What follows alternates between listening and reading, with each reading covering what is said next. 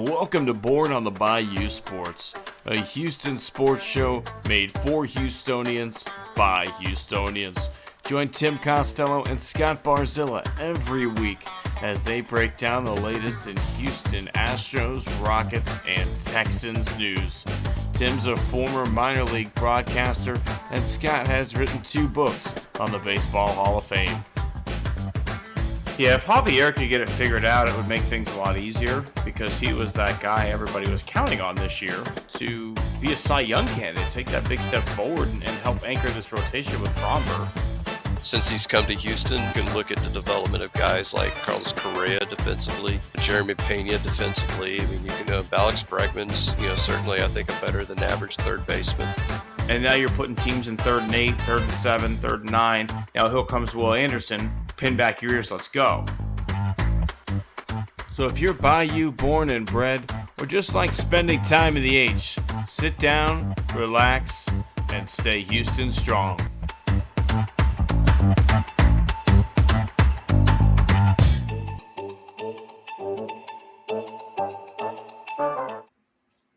Welcome all our fans to the show that once again is just bewildered to the state of Houston baseball. I don't know if we're good. I don't know if we're bad. I don't know what's going on, Scott. I know a couple of things, and they're not good. I know, number one, we still have some pitching issues, obviously. And I think, number 2, we have a managerial issue. But, we'll get to that later, I'm sure. We do. Scott, do you have a starting question for us today? I do. So I'm going to give you live or on television. What is the single worst performance that you can remember watching?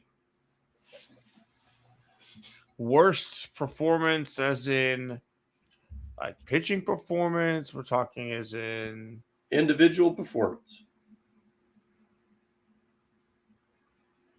Sports or sports? No, we're not going into political debates. We're not. No, like I saw like Haley and I walked out of Peter Pan as one of our season ticket plays because it was so fucking bad. Like we were just like someone hurt themselves on one of the like a Spider-Man kind of thing, right? Like someone got hurt and like it's just like it was so bad. We walked out of that one.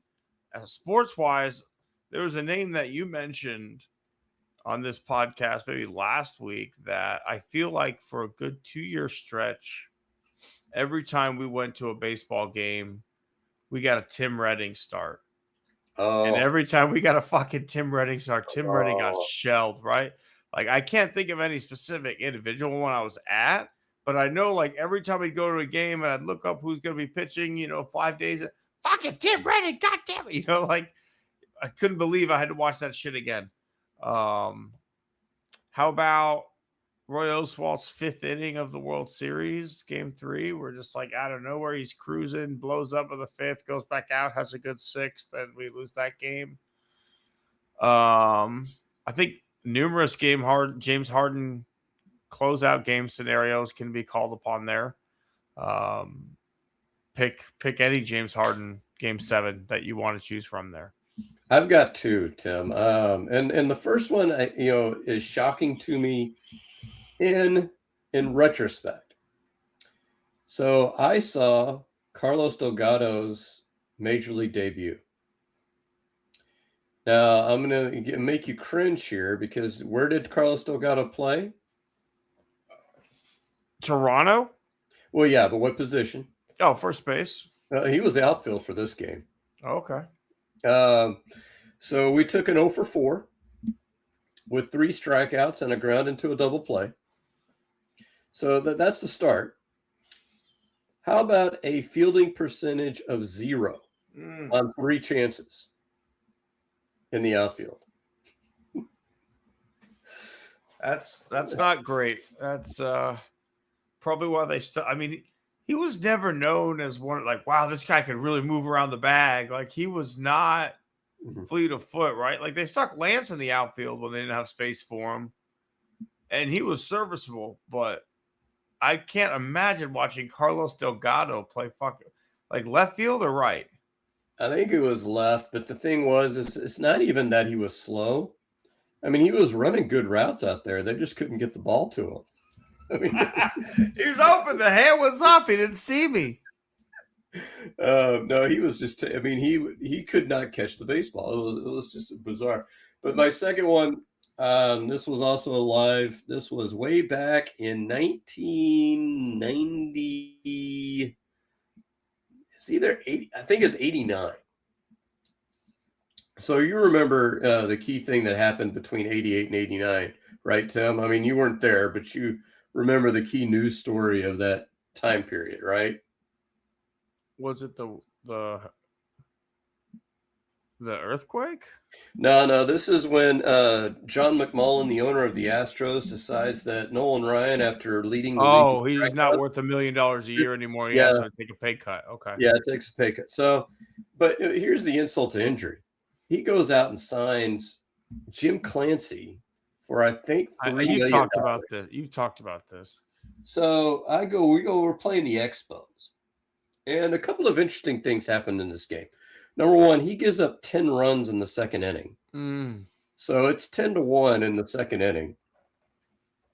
Number two, I mean, as somebody who's been involved in the baseball business, the art of the blowout playlist is, I mean, I think it's an underrated art.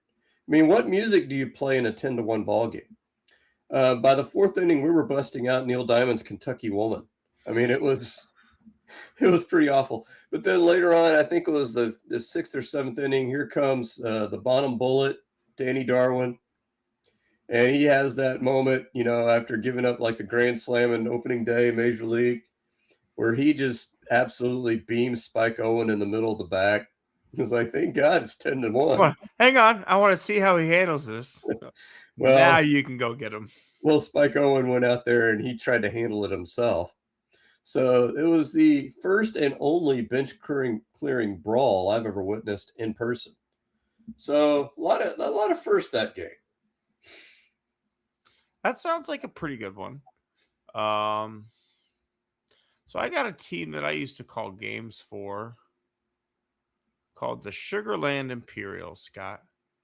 Now, the Sugarland Imperials were a low-level hockey team, like semi-pro. You could play this league and then get a college scholarship afterwards, right? That's like the level of hockey it was. But you could still get paid like $1,000 a week. It was really weird. Hockey's weird compared to baseball in some ways. But the timing of this team, like everyone had signed all their players, had their draft, done whatever. Then this team gets created. So like all the guys who weren't good enough to go on the other rosters were put on the Imperials rosters, right? So if you catch my drift. So you got a bunch of goons. Goons, not a lot of skill, not a lot of offense. I'm not doing all their games, but like I'm doing a third of them on the broadcast, and I ain't seen a win yet. It's February, and it's Valentine's night, and it's not going good. They're down like 7-0. And next thing you know, I see the classic Mighty Ducks 2 move, glove, stick, pull the jersey over, and it's fucking on, right? But like now, it's not just on in this one-on-one sense, it's spread, Scott. And next thing you know, everyone on the ice is fighting.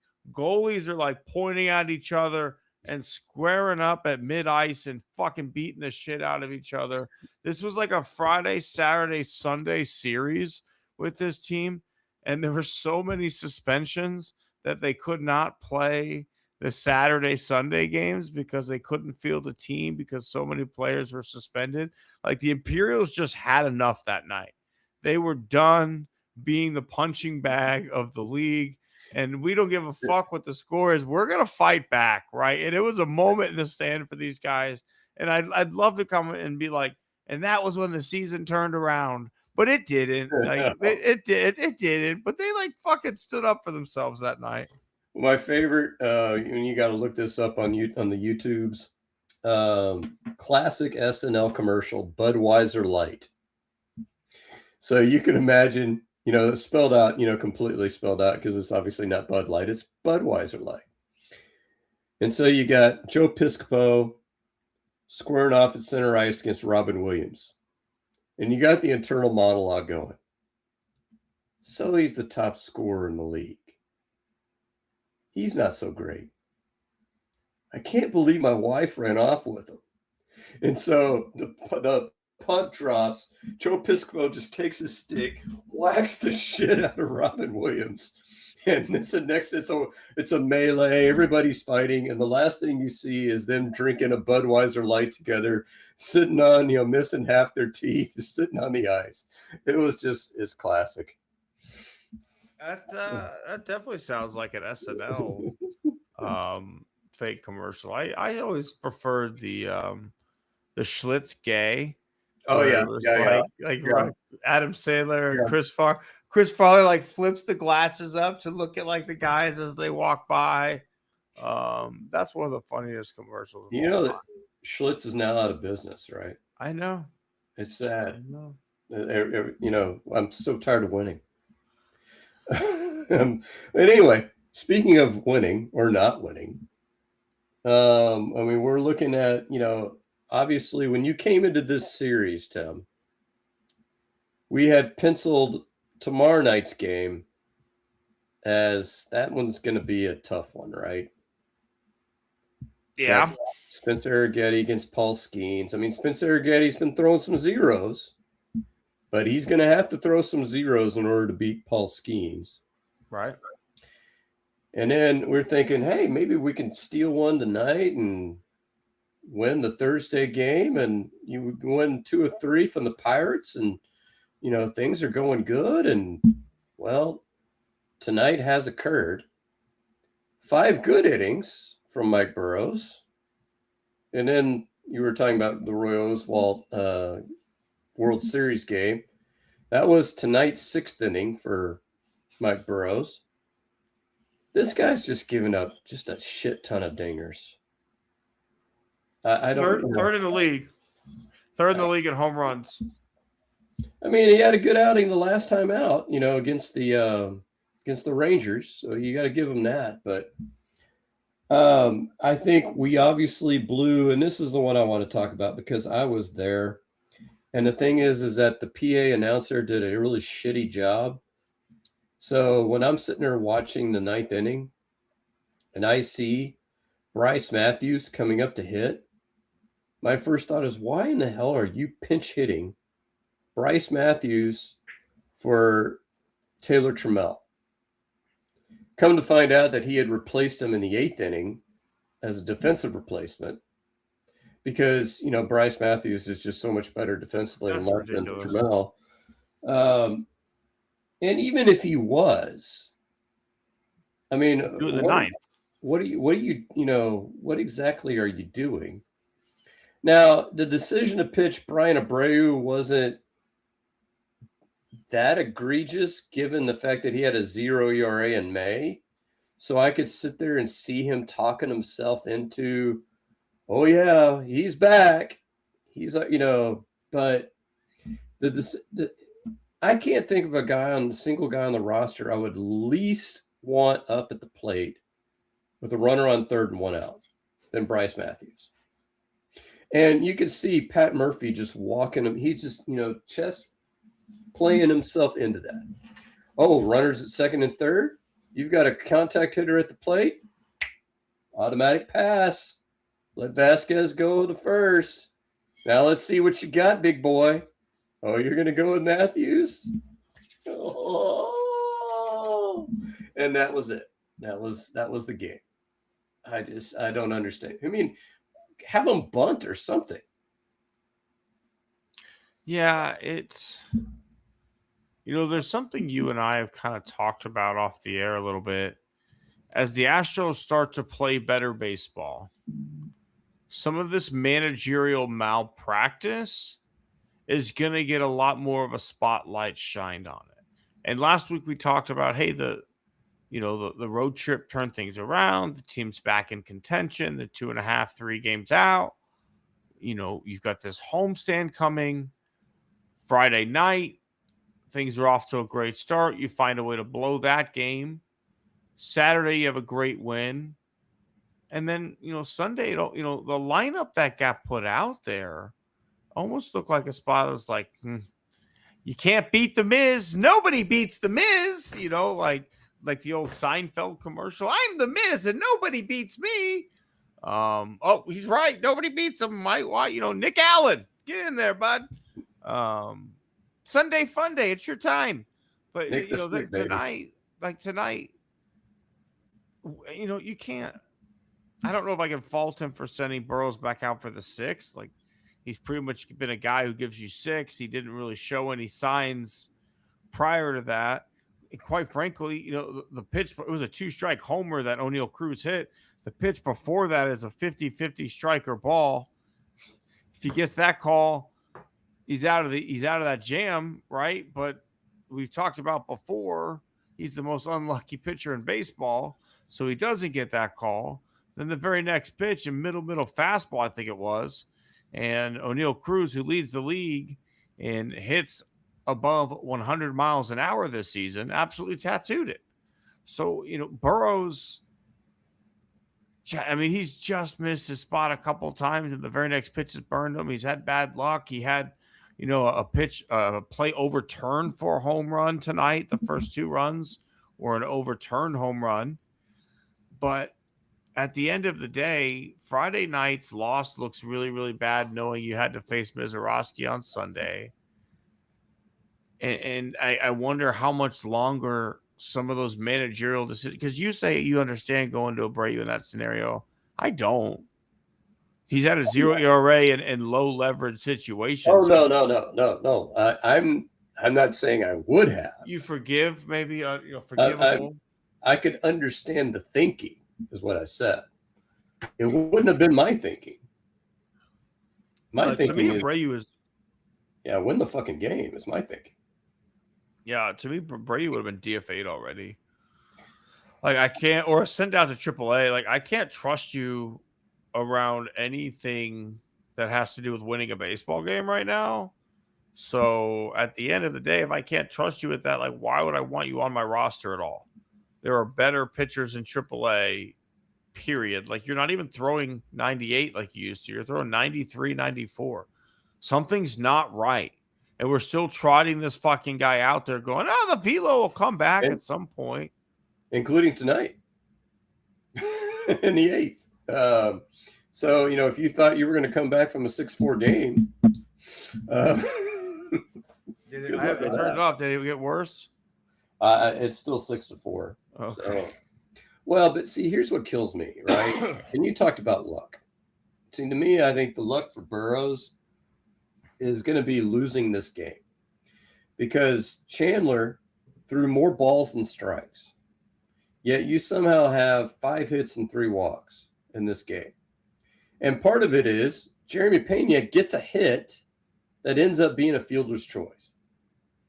Now, how many times does that happen, Tim? Not a lot.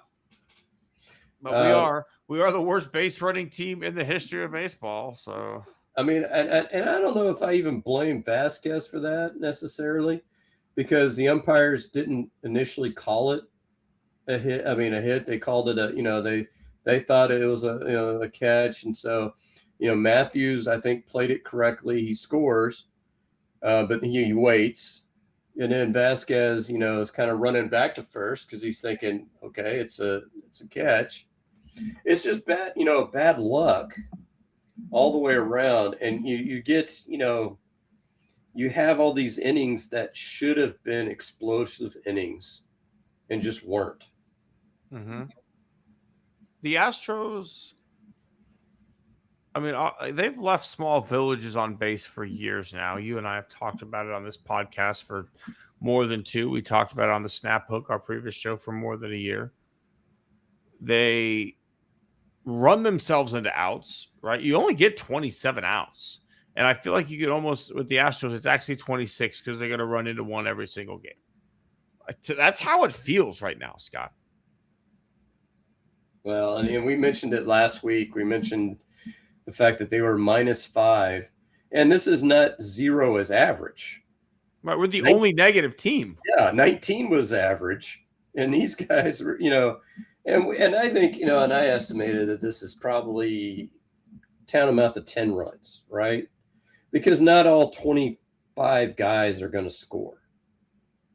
I mean, you're going to score, like, I think if you look at the average left on base percentage is usually somewhere around 70%. So what's 30% of 25? Was it about 8? I guess, yeah. I'm not a math guy. So that's a win. That's a win in the standings. And, depending on when those things happen, it could be more than one win, right? I mean, that's, who knows? And so these are all points, and we can look at bullpen usage. We can look at base running. We can look at decisions on who hits and when. And part of this is, Dana Brown is eventually going to have to make some decisions when guys come back. Like, who do you send down when Loperfido comes back? DeCenzo? At this point, Bryce Matthews. That's at 200. Yeah, I mean, that's part of it. And then when Altuve comes back, you've already got Zach Cole back up because Shoemake's on the IR. So that probably impacts, like, if you get Loperfido back, you're going to have to send down an outfielder. You probably send Cole back down for that one, and then Matthews down. I mean, Matthews needs to go play AAA baseball and get his confidence back. Like, I think he's done a fine job learning a new position, but the bat just ain't working at this point, right? You're hovering with the Mendoza line, and we're in June, right? Yeah. Like we are in fucking the dog days of summer right now, and you are a 200 fucking hitter. You are a top prospect, so I'll give you a little bit of leeway. It took Kyle Tucker, really his third season, his third taste of Major League Baseball to really be a effective Major League player. So I'll give Bryce Matthews a little bit more time in AAA, but you got to go back down and work on some shit because what you're offering ain't it. And you're not Cam Smith out in the outfield to where we can put up with what you're offering offensively. Because at least Cam Smith is saving runs on a nightly basis. Where Bryce Matthews, you're like, okay, you're playing some good D. I like it. But we're not covering up the giant black hole that he is offensively. Well, and you mentioned out there, like, why is Jake Myers still a Major League Baseball player? And the reason is because Bryce Matthews is currently a Major League Baseball player. I was just mad about how bad of a challenge. But my point is that if your choice is between those two and Zach Cole, who do you want playing center field right now? Well, that's what's so frustrating about this team is, are we trying to win the AL West? Because if that's the goal still at June 1st, June 2nd, we're trying to win the AL West, then it's got to be Jake. Jake needs to play center field damn near every single day. And to not play him in center field is managerial malpractice if you're telling me that the goal of this team is to contend for the AL West. Because you can't play Bryce Matthews in center field and tell me it's a better start offensively, because it's not, and Jake's better defensively. Period. Now, do you, when you get Loperfido back, do you start Trammell in center and Loperfido in left? That's fair. I'm okay with. I forgot about Trammell. I'm okay with a little bit of a lefty righty split. You can't do that now because you don't have anybody in left, so you have to start Trammell out there now. But when Loperfido comes back, I think Trammell should still be in consideration for playing time, whether that's getting time in left, whether that's in center. That's a guy who should probably platoon with Jake as a righty-lefty split the way things are going right now. I'm okay with that. I'm not okay with Bryce Matthews. I'd prefer not to have Zach Cole up at this point, but we've kind of forced our hand in that scenario. He's another guy who just needs to learn how to barrel up more balls, or just learn how to put things in play more often. He's got unbelievable pop. He's a raw athlete. He looks great in stretches, and then it looks like he couldn't hit fucking water if he fell out of a boat for another time period. So I'm not ready to see 162 games of Zach Cole because I don't think he's ready for that. The big question I have, and this is more of a Dana Brown question than I think a Joe Espada question, is once you get past Hunter Brown and Jose Altuve, the next guy's coming up, because I'm not considering Ronel Blanco and Wesniewski yet, or Colton Gordon yet. The next guys coming up are Christian Javier, who is now going to be on. He's now scheduled for a rehab start. So this shit is real. And Bennett Sousa, who did not look good. So to me, if you send down Santa, I'm going to be fucking pissed. Like, to me, I mean, you got to go, if it's between Sousa and Santa, you got to go break his fucking kneecap and be like, dude, this guy's better. This guy's got to stay in the bullpen. Agreed. I have no problem telling Sousa, like, hey, you're healthy. We'll activate you and immediately send your ass right back down to AAA. Like, you are active and optioned. We are not. If you can. I don't know if you can. I mean, he may not have options. I don't know. Then release him. Yeah, like, I mean, that's Santa is the guy. Hey, you are going to get DFA'd when you're healthy. We'd love to keep you in AAA. But right now, this guy is a better. It depends on how he looks. How he looks during his rehab time with Sugarland, and there's a chance the way that this season is going that we don't have to worry about that by the time that his rehab time is done. The other ones are obviously Christian Javier, and that one scares me more than Sousa. I don't know what is supposedly throwing two. Now, if we are out of it in August and September, I don't mind them getting starts. Saying like, thanks for the memories, Lance. Here's a couple of, wave to the crowds, take your flowers. Javier, we'll see if like you can maybe pump it up to 93, 94 on the gun. See what happens if you get that live action back on your fastball. Once you're fully healthy, maybe. But he's got another year in his contract. And I honestly don't know what to do with him other than just eat it. That's the only thing you can do. Because at this point, if he gets healthy, who are you taking out of this rotation? Mize look to me like he's turned a corner. Sure. Yeah. I don't want to take him out. Lambert's been really good. I don't think he deserves to be taken out. Obviously, you're not pulling Aaron Getty out. Hunter Brown's going to be coming back. You're not going to take him out. And Tang's been fantastic. Who'd you say? Tang. But then, I guess Burrows is the odd man out. If you want to tell me that Christian Javier could be better than Burrows, maybe I'll entertain that conversation. But you gotta see some amazing stuff in this. I gotta see 95 and that Invisibal's back from Christian Javier. But can he even give you 5 innings? Because to me, Burrows is a guy that just about. I mean, I don't. Has he pitched less than 5 innings in a game? No, 5 was his lowest this year. I mean, that's worth something. Yes. It's a bottom of the rotation starter, but it's worth something. Correct. I mean, and to me, if you're going to run a 6-man rotation, to me, you got to have I would rather have the guy who I know is going to give me 5. He may give up 5 and 5, but he's going to give me 5.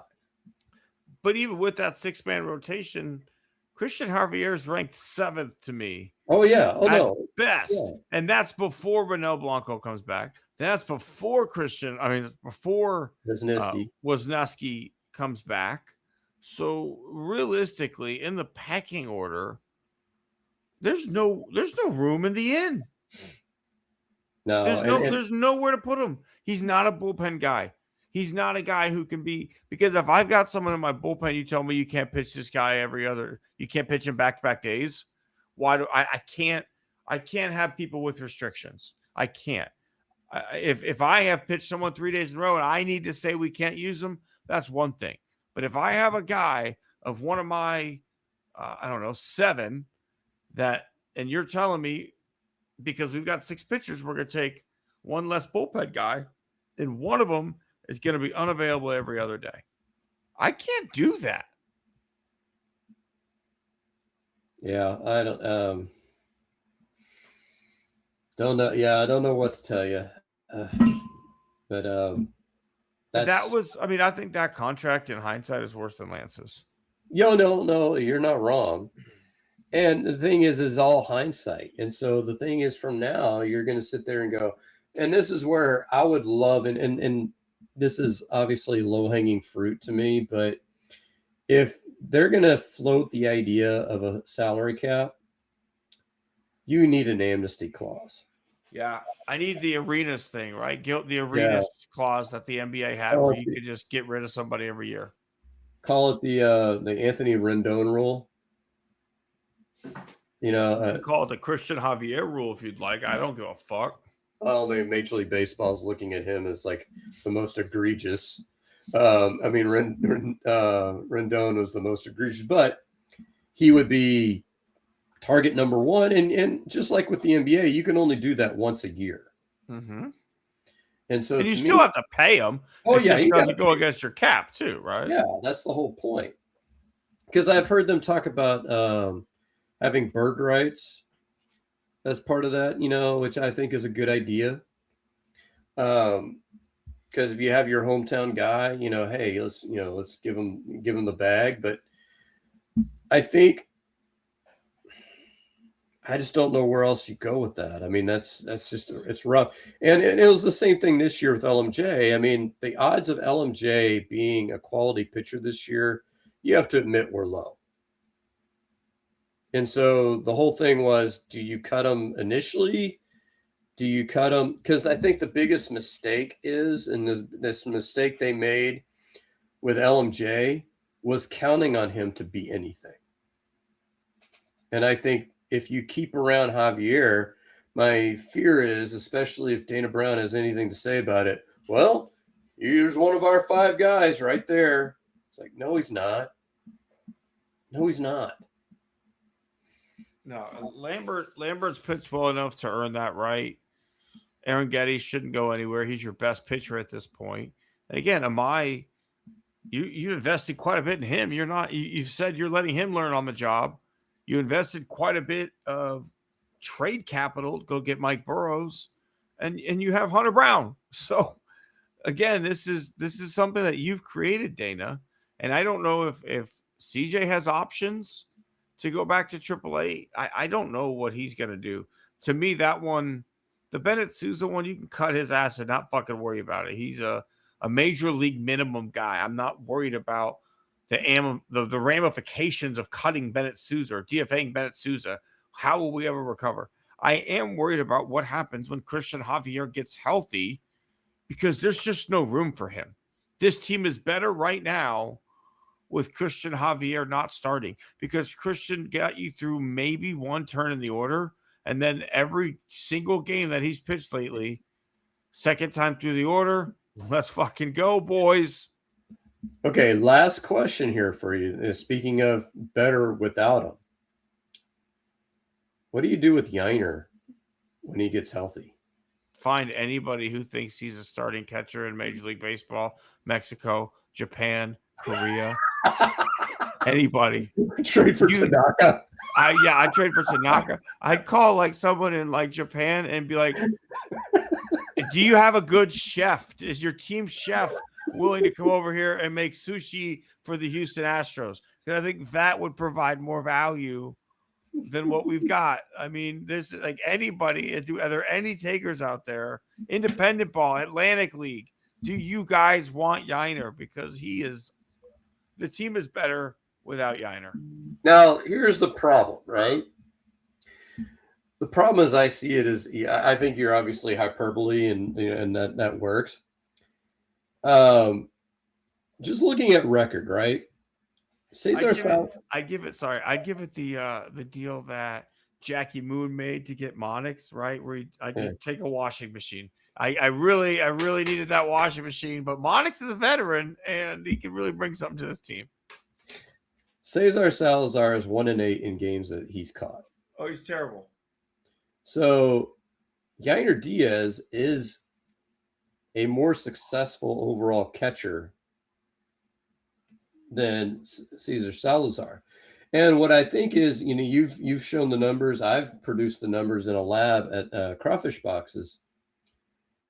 Vasquez's ERA, catcher ERA, is more than 2 runs lower than Yainer Diaz. However, I think that some of that's inflated by the fact that Yainer was still catching when you had some Ryan Weisses and, those kinds of pitchers. Yeah, and those kinds of guys. And so I don't think the difference is going to be that significant, but there'll be a difference. So the question is, can Dana go to Joe and say, you are better off with Yainer as a backup catcher than you are Cesar Salazar, but he has to be your backup catcher. Vasquez has to play a majority of the games. But here's what I want to say to that, Scott. It should be the other way around. If you're a good fucking manager worth your salt, you should be going to the general manager saying, hey, man, I just want to give you a heads up. Even though Yainer's coming back healthy, I can't take Christian out of the lineup right now. Yainer's going to be my backup. Christian's going to be the one playing a majority of these games going forward. I just, I wanted to give you the courtesy, but me as a competent fucking manager can see what's happening out here, and I want to keep that going, right? It shouldn't be Dana going to Joe saying, play this guy over that guy. Any manager worth his salt should see like, wow, we are pitching much better with this guy calling pitches versus Yainer Diaz calling pitches. Because I could see them watching the series finale of the boys together. Oh my God. And going like, we're playing good now. Just imagine how much better it would be with Yainer in there. I hate you. I fucking hate you. Because I can imagine them sitting there. They're on a like they have this road trip, right? They have the great road trip, and they're in the back of the plane together, and they're having a beer, they're joking, they're laughing, and they're like, and you know what? And Yainer's coming back too, baby. And it's just like, no, setback, please.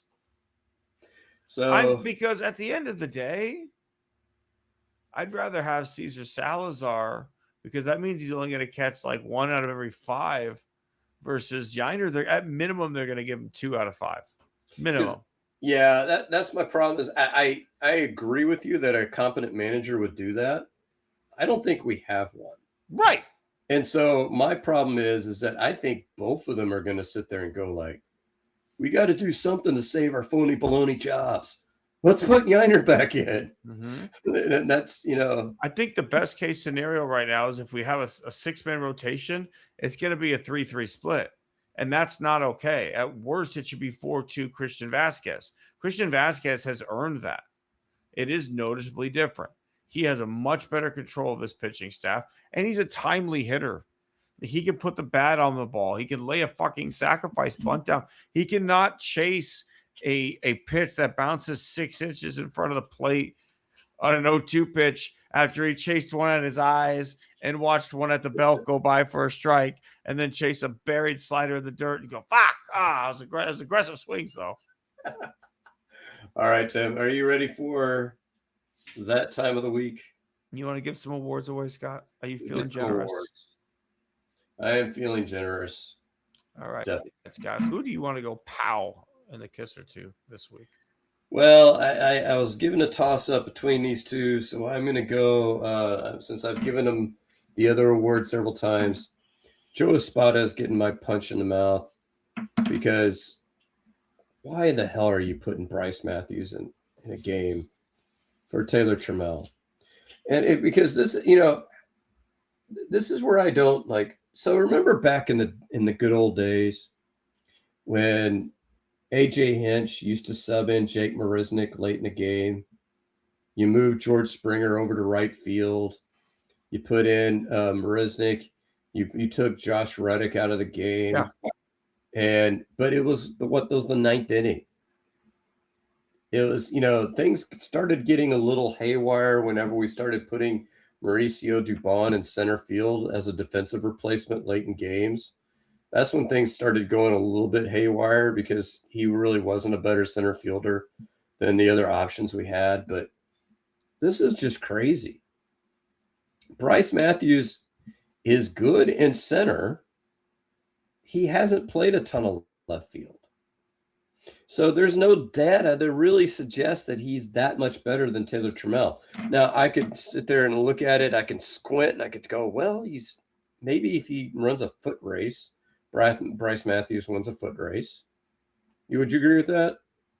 Bryce Matthews faster than Taylor Trammell? Not by much, but maybe a hair. Maybe a hair. Yeah. But see, to me, if the difference is a hair, like if you got Kyle Schwarber out roaming left field, yeah, go ahead. Put Bryce Matthews out there. If you got Carlos Lee out in left field, yeah, go ahead. Put Bryce Matthews out there. But if you're running Taylor Trammell, who I think at the very worst is a neutral defensive left fielder, at the worst, leave his butt out there. At the end of the day, he's a natural outfielder. Bryce Matthews converted to the outfield this year. I think he's looked okay, but I have never watched Taylor Trammell play center and go, ooh, get this guy out of the game in late innings. Yeah, and the whole thing is that, sure, could you have predicted that you needed Bryce Matthews to make contact in the next inning? Could you predict that exact situation? No. But let's be honest, given their full major league careers, who is the better hitter, Taylor Trammell or Bryce Matthews? Taylor Trammell. And you know what? Given the state of this season, who's the better? Who's hitting better right now, Joe? He had a hit earlier in the game. Say it ain't so, Joe. I just don't get it.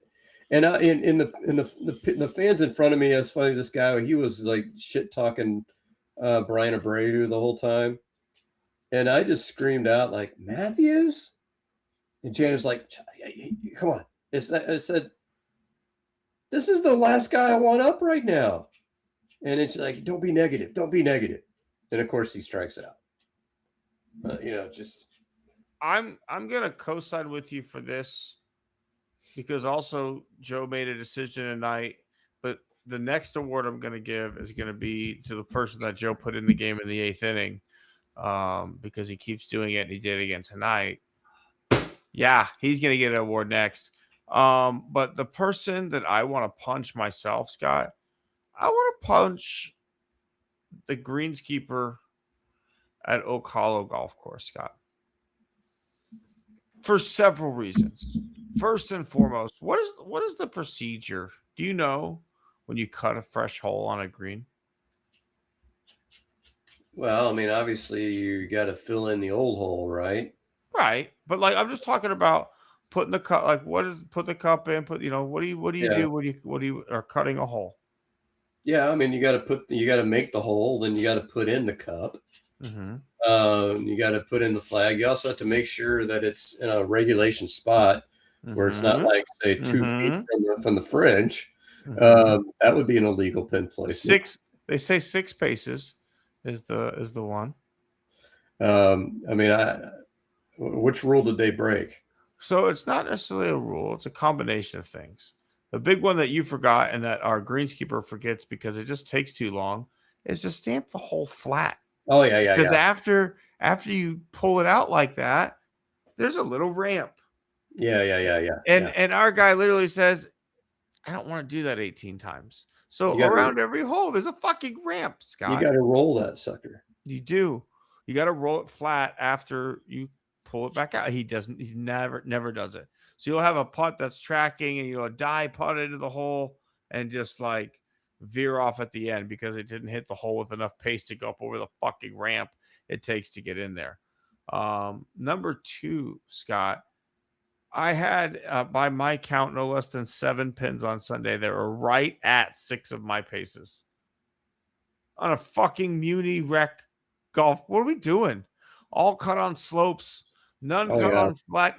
A 6 paces off the edge at a muni. Stick that fucker in the middle and let's move on. And then to top it off, they decided that the red, white, blue system is no good. It doesn't look good. It's ugly. Ugh. We can't have that out there. It doesn't. We need a uniform, one flag and one flag only, all white flags. And we're not going to put a tee sheet out. We're not going to put a pin sheet out to let people know 1, 2, or 3 location, or Nope. Figure it the fuck out yourself just by eyeballing that motherfucker, Scott. Well, you know what we call that whenever they do the hole on the slope. We call that Paco's revenge. That's what we call that. Because my favorite is we played the golf-a-thon at the Falls. I don't know if you've ever played that course. Where is it? I don't think it's even open anymore. It's right outside, right before you get to Columbus on I-10. It's in New Elm, which is kind of a really small. I don't think I have. So basically, playing the Falls was like going to the dentist without Novocaine, because you're playing long, you're playing tight, and then you're playing bent grass. And then, so on the first hole, I got like a 20-footer for birdie, Tim. My ball stops, I think, about a foot short of the hole. But I said I think because that motherfucker rolled past me. And so I've got 25 feet left. I picked that son of a bitch up. I was like, nope. just fucking no. That's not how this works. All right. I think we are co-signing you. I wanted to give this guy my horse's ass award because I want this guy out of town. You want this guy out of town. Yep. We all want this guy out of town. Brian Abreu, sayonara, bud. And if you want to IR him, just sit there and go because I don't know what do you think? Do you think if you IR'd him, would it help his free agent value? I don't give a fuck about his free agent value. I'm just talking about if you wanted to do him a solid, say thank you for 2022. You were really instrumental. We want to do right by you. Would doing right by him be cutting him, or doing right by him, putting him in IR and saying okay, everybody in the league, this is why he sucks. He's hurt. I mean, probably IR, right? Call a shoulder bursitis and fucking move on or whatever it is. Because I do think there's an injury there. For his entire career, his velocity sat 97 to 98, right? That was where he sat. He's sitting at 93. This is not a healthy Brian Abreu. Something is wrong. Yes, he can't throw strikes. That's part of it. But also he didn't ever have the best command of the zone. It was the fact that he threw damn near 100 miles an hour and had a wicked slider off of it that you had to make a quick decision. And then he got a lot of chases. But now at 93, you got time to look at it a little bit and say, that's a ball, and spit at that shit and don't swing at it. And now he's walking people, and then he's got to come across with you, and he's giving up moonshots. He gave a 3-run homer tonight in a game that you got to find a way to fight back in. You bring Brian Abreu in a 2-run game, and you jokingly said it's going to get out of hand. And then what the fuck happens? It gets out of hand. He's got to go, Scott. He had, as you said, he's had some great moments for this team. He was unbelievably important in the World Series run of 22. He was even important to get us to the World Series in 21. He just isn't that fucking guy right now. And you are trying to claw your way back into a division that's leaving the door open for you for whatever reason. The baseball gods have given us a fucking chance. And every time you bring Brian Abreu out there, it is managerial malpractice. It is fucking spitting in the face of every single one of us who knows better. And yet you still fucking do it, thinking that one day a light switch is just going to turn on and the Brian Abreu of old is just going to come back out. And the problem you mentioned earlier, I think, is also highlighted here. You have a 6-man rotation, right? That means you have one fewer reliever in your pen. You can't afford to have a guy that you sit there and say, for the love of God, if this within 5 runs, do not pitch this guy. I mean, you can't afford to have that guy on your staff. And, this team is going to make some major decisions. So they sent Von Way down whenever they brought back Hader tonight. So really, when Brown comes back, I'm guessing that means, you'd almost have to send down Abreu at that point, right? I think that's who else do you send down? There's no one else who's earned it. Right. You start sending, then you start talking about, do you want to cut Pearson? Do you want to cut Santa? No. Those guys have thrown zeros. I mean, that's, and so I don't know. And then when you get Ben Sousa back, obviously you're going to make some decisions there. But see, to me, if you want to save this season, if that's really what you're trying to do, then you can't pick this guy. And if you want to sit there and say, like, we're going to try to rehabilitate him to maybe trade him in July, then you're giving up on the season. That's basically what you're doing. Correct. He's got to go. At the end of the day, I don't think you have the ability to send him down. I think he's out of options. And I don't know if he'd accept a minor league assignment if you DFA'd him. I think he'd prefer the release to try and go get on with somebody else. But at that point, good riddance, you're somebody else's problem. You are not someone who's going to help the Astros in 2026 and beyond. If somebody can fix you, hey, congrats. They've earned the right to reap the rewards of your services. But as of right now, I don't want you. Good riddance. Goodbye. All right. Are we ready to do some positive vibes here? Yeah, would love to tip a cap, Scott. All right, so I have an article coming out tomorrow because somebody, one of the regular readers at Crawfish Boxes, I opened the door, Tim. I mean, you could have come in and left a comment. I said, what do you want me to study for the lab? And, of course, they chose the only thing that I really can't study. And they wanted to be like, so why do some guys make it in AA and not AAA? And why does, and it's like, dude, okay. So I laid out the numbers. I've done this before. Each team, would you agree, has 5 levels where you have AAA, AA, 2As, and a rookie league? I don't know if they still have that many? I don't know if they have low A and high A anymore. They do. The Astros do. Okay. So we're going to say they do. So there's 5 levels times 780 players. I'm doing the math here, Tim. And would you agree that there's probably twice that many other professional baseball players in the world that are not affiliated minor leaguers?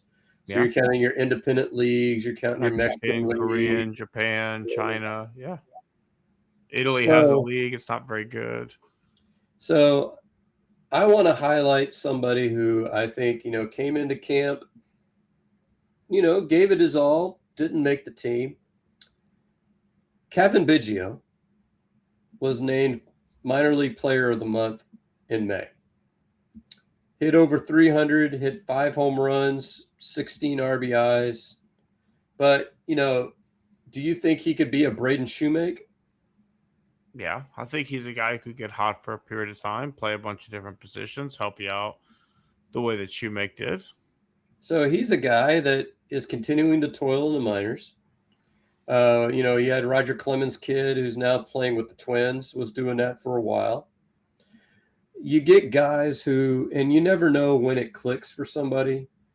I remember Pete Rose's kid coming up for like an at-bat or two when he was, like 30 or 31. Didn't make it, obviously, but, hey, you got to play in the big leagues. Indie manager. I want to give a hat tip to Kevin Biggio for not only continuing to play, but obviously continuing to grind. Because I don't know if he gets the call this year. We saw Braden Shoemake go on IR, so, who knows how long he's going to be out. Zach Cole comes up and strikes out 75% of the time, maybe they decide, maybe we don't want him up there either. Maybe we want, Kevin Biggio. Maybe he's going to be our second infield guy. Mm-hmm. So, kudos to him for just continuing to grind and for having some major league success, even if it was, fleeting. Yeah, I think he got a ring last year, by the way, with the Dodgers. And I agree. I think Kevin, as Bryce Matthews continues to hover around the Mendoza line and Shoemaker's hurt, I would have no problem if you told me you sent Bryce Matthews down and brought up Kevin Biggio.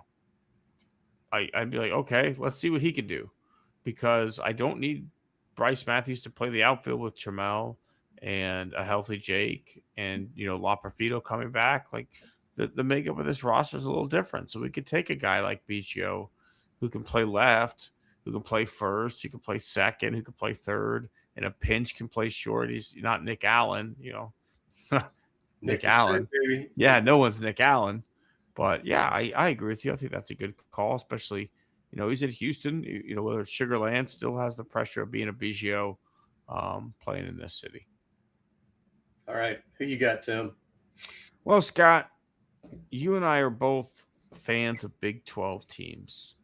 And even though our teams are not in the Women's College World Series, I still watched a fair amount of Texas Tech softball because my wife is a big Texas Tech fan. And they entered yesterday needing back-to-back wins to advance to the college finals and play Texas again like they did last year.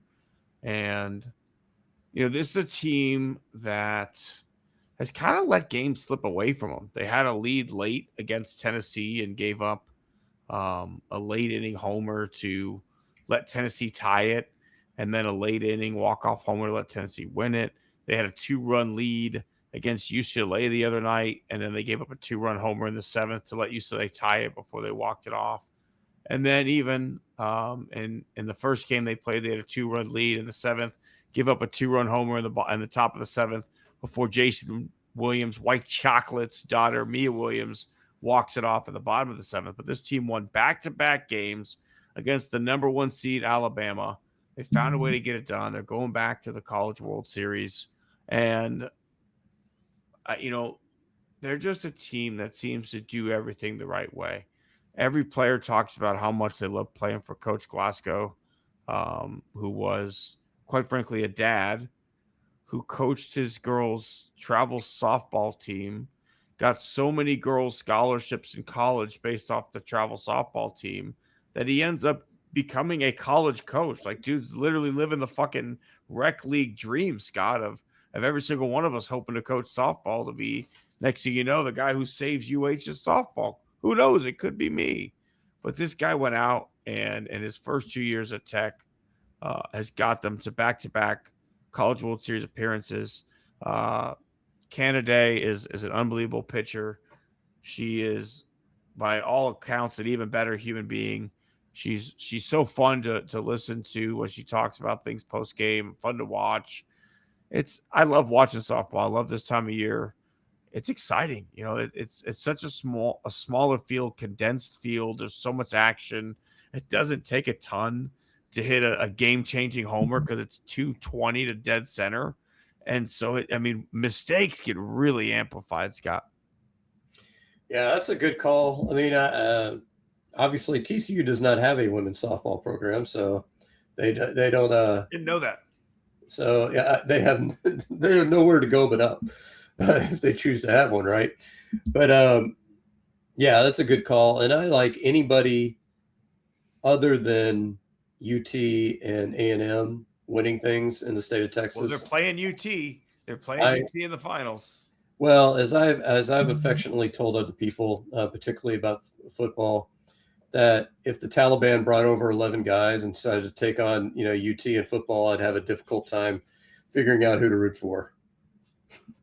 The moment my brother went to UT, the moment that final was said, I sent a horns down gift, man. Fuck UT in all things, in all ways, always till the end of my life. Fuck UT.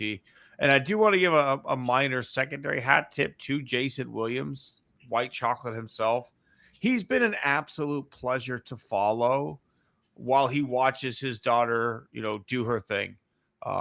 He's a member of Barstool Sports now, which I don't love Barstool, but because of the fact that he is a member of Barstool, they're broadcasting like all of him being a dad, right? And I think this is, something as a dad of a girl softball player, this is the dream. Like I'd kill to follow my kid to fucking Oklahoma City and watch her play in these games.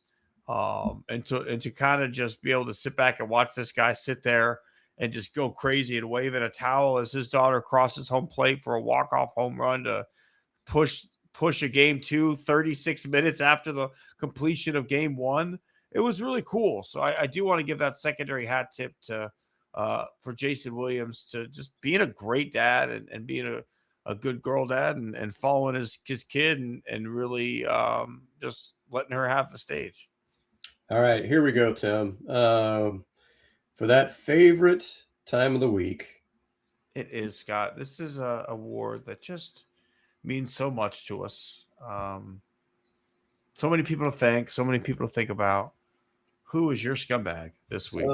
Sticking in the sports world, I've got to, unfortunately, got to call Jimmy Crane my scumbag. So I don't know. Have you seen attendance figures since the World Series? I have not. No, probably we're still good in 23, still good in 24. Took a dip in 25. Definitely dipping this year.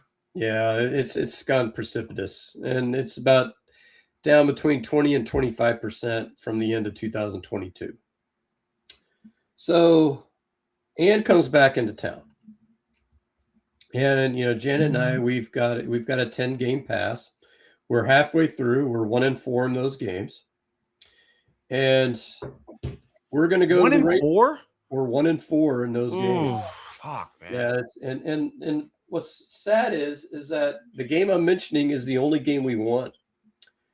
We're going up against the Rangers, and she's like, "Hey, why not get up on the ticket sites and see if you can get Ann a ticket next to us." Would you care to guess how much a ticket was to sit next to us in our section? Friday night game against the Rangers, so it's flex pricing, $150. 200. Jesus, 250? It was about 220. Good Lord. Did you buy it? No. Fuck no. So do you have like a ticket rep that you can call? I probably do, but it was like, it was like day of. So, but no, you call that guy. But here's my thing, right? We get down there and we're like the only people in the fucking row. And it's like, what are we doing? And actually last game, they actually moved our seats. We went to our same seats out of habit. And this guy said, "No, actually we got these seats." And it's like, and the seats we got were actually slightly better because we got out from under the overhang. But $200 is just ridiculous. And to me, the fact that you have flex now, not only is the ticket flex, but the parking's fucking flex. We parked in the same lot like almost every time we've gone. The only time we parked in a different lot was when the Rockets and the Astros are playing on the same night. We've parked next to Toyota Center every time. And it's one of those new age lots where you take out your phone, you do the Bitly, you load that. So for some of these games, it's been $20-$25 to park. This last one, because it was the Brewers, $13.50. I paid $50 last year when I went against the Yankees to park. So I think you need the Michelle Costello method, Scott. You don't buy the ticket right next to you. You buy a ticket in like 437. Oh, you're gonna, yeah. And then she just sits next to you. Yeah, we thought about that, but literally we went to a game on my birthday. Pena's rookie year, he had a walk-off homer, right? So my mom is able to get 4 tickets for like a work connection but there's more than 4 of us, right? There's 5 of us. And she's just sitting there. And some lady goes, "That's my seat." And my mom goes, "No, it's not. I have a ticket for this seat." She doesn't. She does not. She just calls this lady's fucking bluff. So then, like, the lady pulls out her actual ticket. And mom's like, "Wow, I didn't think you actually had it." And then, that's pretty ballsy. Then, like, my dad had, but then we played the game of like, where's Daniel Costello? Because he just kept popping up in random standing room only. Next thing you know, he's at the top of the Coca-Cola bottle at center field and all this other shit because he didn't have a seat anymore. But my issue is that this dynamic pricing shit, you know, when the team is not as good, there needs to be some adjustments. I think it'll come, right? I think stadium's pretty empty tonight. It's summer now. I think this dollar dog night. Yeah, some of this was excusable during the school year. School's out, you know, as Alice Cooper says, no more fucking books. And they're still not showing up to Wolfdown Glizzies. I want to say there's a minor scumbag since we're talking a little baseball right now. These shirtless dudes that are showing up in ballparks across America, I think this is a scumbag movement. Why do I need fucking shirtless men in the outfield drunk at Major League Baseball games? Like, I thought we all kind of agreed as a society, no shoes, no shirt, no service. And yet here we are, like, promoting a trend of dudes getting tanked in the bleachers and fucking popping their tees off. Like, what the fuck? All right, Tim, who is your real scumbag, though? I'm going to combine the Southern Methodist University and the NCAA for allowing it. 26-year-old 5-star wide receiver recruit for the 2018 class, Jordan Adams, decided to play with the Los Angeles Angels instead of going to college to play football. So now that the Major League Baseball isn't clear, probably because he went to the Angels, he's decided to go back to SMU and continue his football career. A 26-year-old grown fucking man is going back to college, Rodney Dangerfield style, to SMU. Us, coach. What are we doing here? Like, I understand the spirit of the rule is one thing, but this is fucking ridiculous, Scott. 26 years old, you're going to go back to college and hang out with 18-year-olds again? They shouldn't be letting this happen. You were a professional fucking athlete, and I understand that it wasn't in football, but again, you're 26 years old. You don't need to be on the field with 18, 19, 20-year-olds. It's fucking ridiculous. He's going to be the next Russell Wilson. Can you imagine him, like, do you draft a 30-year-old in the first round? Brandon Wheaton was like 26 when he graduated, right? And we were like, wow, this guy's so old. He played baseball first. This guy is 26 going to college. I think he knows he's not going to be drafted at this point, right? Like, who's going to draft a 29-year-old fucking receiver? Nobody. But at the end of the day, I have a problem with this guy. The whole thing just stinks to me. Yeah, I got you. All right, are we ready for this? The extra part of the episode here. We are, Scott. It's your turn. Okay, hang on, guys. This is the special comment section. No. I was going to do that, but you go ahead. Okay, it's the special comment section of the episode. If you do not like our special comments, this is your opportunity to say goodbye. If you do like them, it's Scott's turn this week, and we look forward to hearing what he has for us. So I'm going to go with. So remember, our defending champions are Erection Connection for non-Trump. Tough. 2-time defending champion. And you got Trump allegedly shitting himself 8 times. That was great. That as the Trump champion. So would you like me to go Trump or non-Trump to begin? Let's go Trump first. Trump in first. We should preface saying there were some you had to leave off because it was just too easy. Well, so the one I'll throw that out there, not the one you sent, but the one I sent you, where Trump basically said, well, the Lincoln Memorial was built after the Lincoln Memorial, and it's just it's dirty. It's horrible. It's Biden. Again, I'd like to remind everyone this man has scored apparently 100 on cognitive tests 3 separate times. I'd just like to remind everybody that. So you knew that, right, Tim, that the Lincoln Memorial was built after the Lincoln Memorial? Oh, for sure. Yeah, everybody knew that. Everybody. Okay. So here's the next one. And he says, and I said, he's a dumb guy.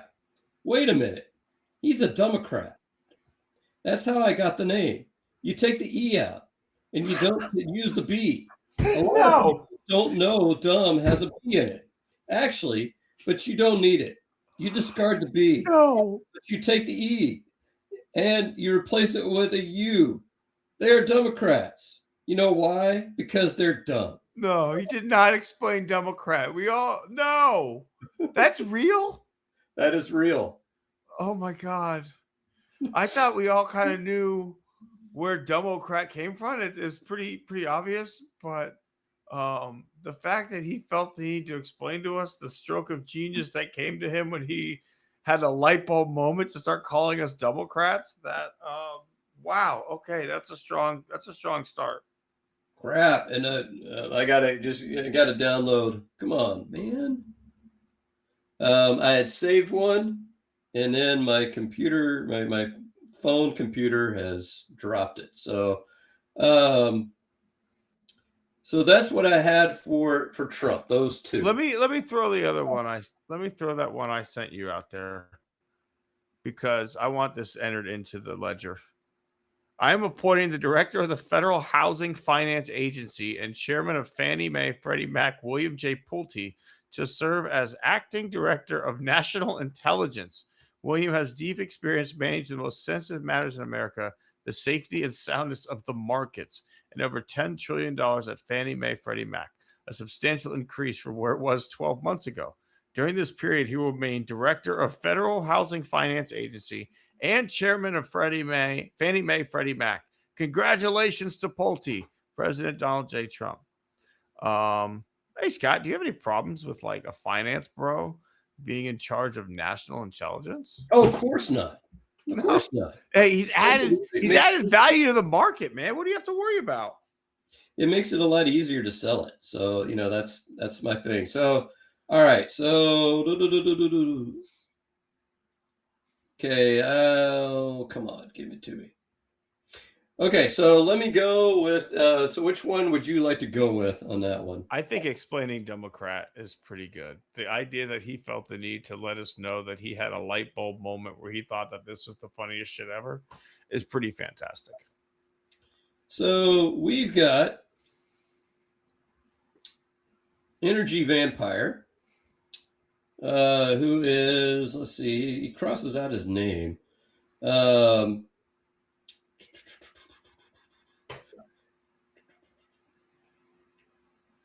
I gotta find. Oh yes, here we go. Kevin Hassett. He is invited on the Sunday show, and he says people are spending more on gas, but they're also spending more on everything else, not just groceries, but restaurants and so on.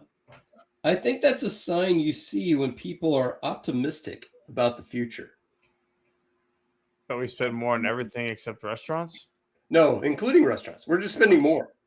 So that's a sign of optimism. Inflation?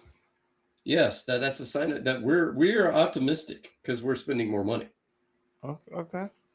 Including, and they pointing out later on that the amount of people who are defaulting on credit card debt is at its highest level in a very, very long time.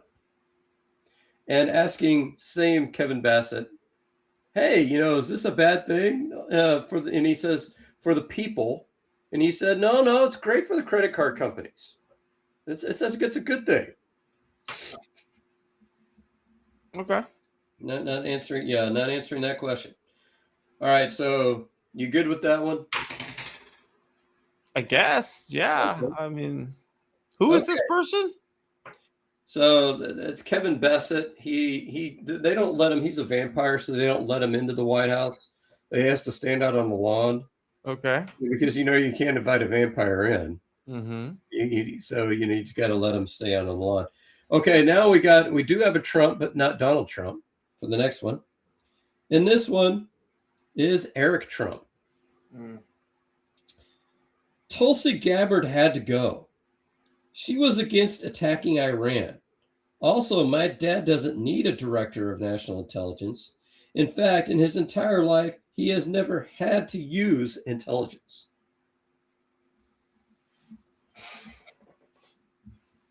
I mean, that was just so on the fucking nose. Like, do you think he did it? No, he doesn't know well enough. Like, that's just so bad. He has never used intelligence. That's pretty true. Pretty fucking true, Eric. I wish we had a quote from Don Jr. talking about his wedding, though. I'd love to know how it went without Donnie there. The next nominee is your Secretary of Health and Human Services. Yes. RFK Jr. Oh. This is a situation. Did you see where he was playing with snakes and one of them bit him? Oh, God, no. He was at Dr. Oz's house, saw some snakes out on the driveway, just picked them up. It's just kind of... Hang on. Let's just like reset that. He's at Dr. Oz's house playing with snakes in the driveway. What the fuck?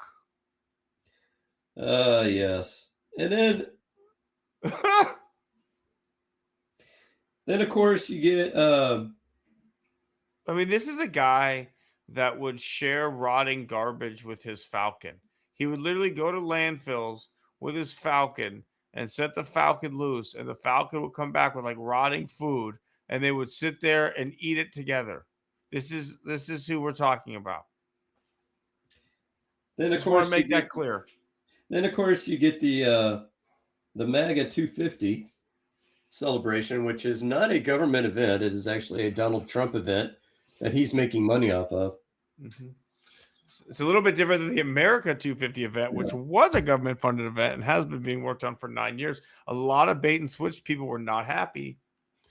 Well, do you know who is now slated to perform? I think Donnie himself's gonna give us a good tight 60.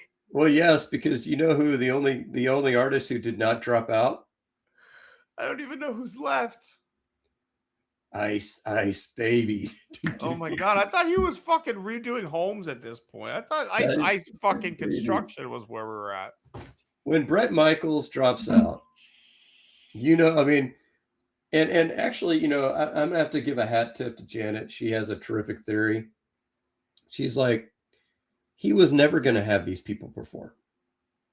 Because he wanted to sell tickets. He's been calling them third rate the whole time. Well, no, the whole thing is that he didn't want to pay them.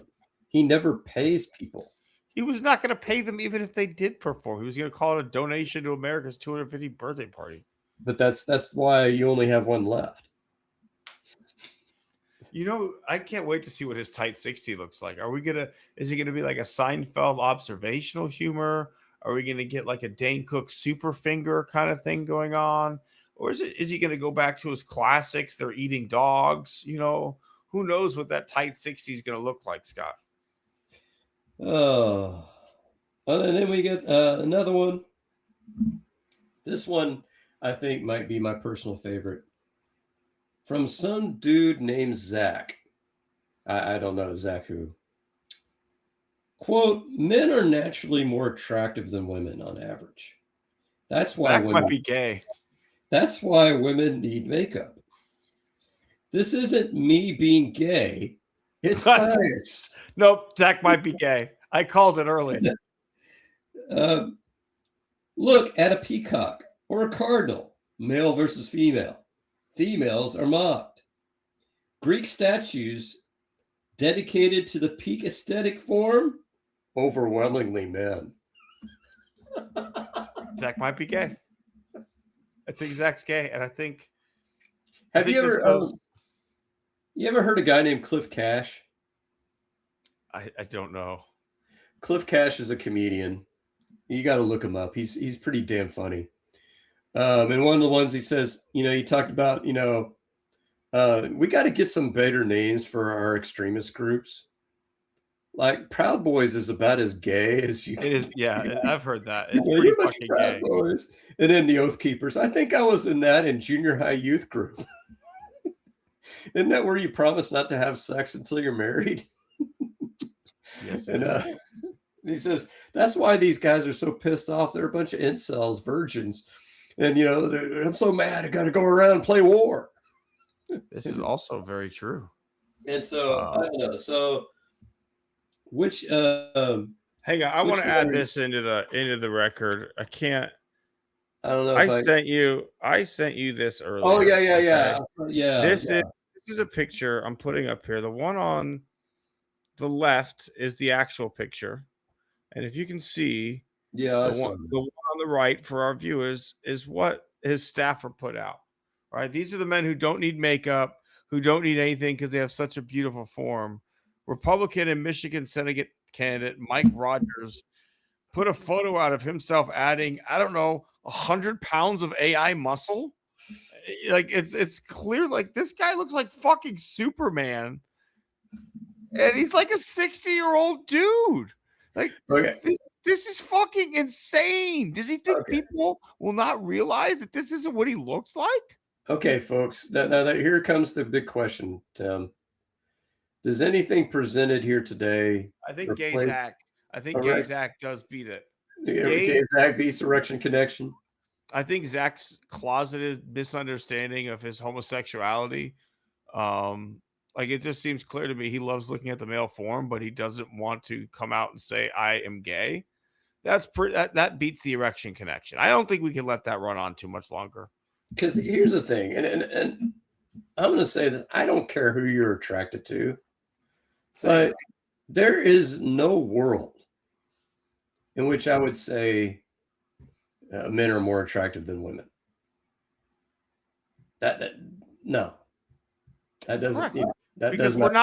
Because we're attracted to women, and we think that they're the most beautiful thing ever. There's no world where, like, imagine you had a men's Ralph Lauren model and a women's Sports Illustrated swimsuit edition model right there. Could you imagine a world where I look at you and go, those are both beautiful people, but I mean, he's hotter, right? Like, he's way hotter. Like, no. I mean, I am, he's got those sex V-abs, Scott. I mean, I am secure enough in my sexuality to admit when a guy's a good-looking guy. Yes. But I'm sorry, and you sit there and say the female form is less attractive. Come on. I mean, do I believe would I love our society to get away from like making women feel like they need to put a palette of war paint on before they go out to dinner? Yeah, I'd love to find a world where women didn't feel like they needed to do that to be comfortable, right? Like, you're beautiful as you are. But that's also because I think women are beautiful, and I don't need you to do that, right? And if men want, and there are plenty of men who wear makeup, by the way. Like, I don't know. El Presidente. Right? Like, he's not naturally orange. That's fucking foundation. Yeah, so that one's up there for me, Scott. Just the fact that guy can't be honest with himself and be like, I like men. Like, that is what he needs. That's all Zach needs to say. And like, before within a second, I knew Zach was gay, right? Like, he's just like Zach might be gay. And then 2 seconds later, he's like, I'm not gay. It's like, yeah, you are. Well, and as an honorable mention, because we mentioned it, on text, apparently you and I, amongst other people, are to blame for there not being a deal with Iran. It's our fault. We've been chirping too much. Did you ever see the movie Heavyweights? No, I never did. I never saw that one. First of all, highly recommend it. It's summertime. It's very young Ben Stiller, and he buys a fat camp and decides he's going to make a fitness video out of these kids, and he's shooting an infomercial use at camp, to put on late at night so people buy his fucking workout video because he got all these fat kids to lose weight, right? So one thing leads to another, and he loses his shit. He goes crazy, and he like breaks out, and he's like having like a conversation with himself. He's like, "Hey, little Tony, what's going on? Nothing much, Big Tony. How are you? I'm sad, little Tony. Why, Big Tony? Because it's their fault. It's their fault. They won't pay." And then he like makes him walk up a mountain, right? Like I feel like that's what's going on in the Oval Office. He's like sitting there by himself, drinking a Diet Coke. "Hey, little Donnie, what's going on? I'm mad."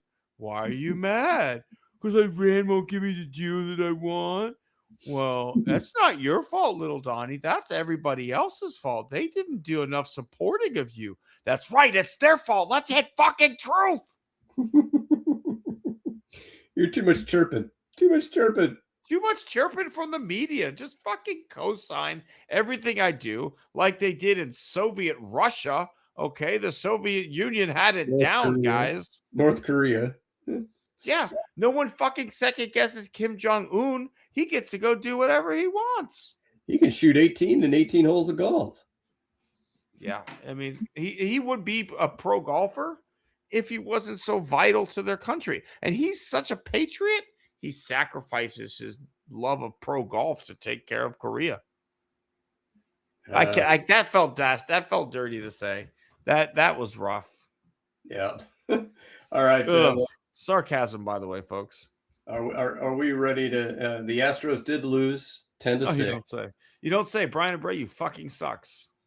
Blue Ball gave up a run, but we did score a couple of runs in the bottom of the ninth. Pena with another knock, and another knock for Alvarez and an RBI. So good on him.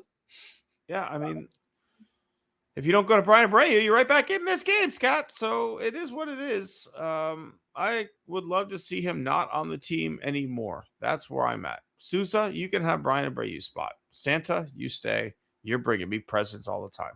There you go. All right. We appreciate everybody. We will see everybody in a couple weeks. Daddy's going on vacation, so we're going to take a little break, and then we'll be back in 2 weeks on Born on the Bayou Sports.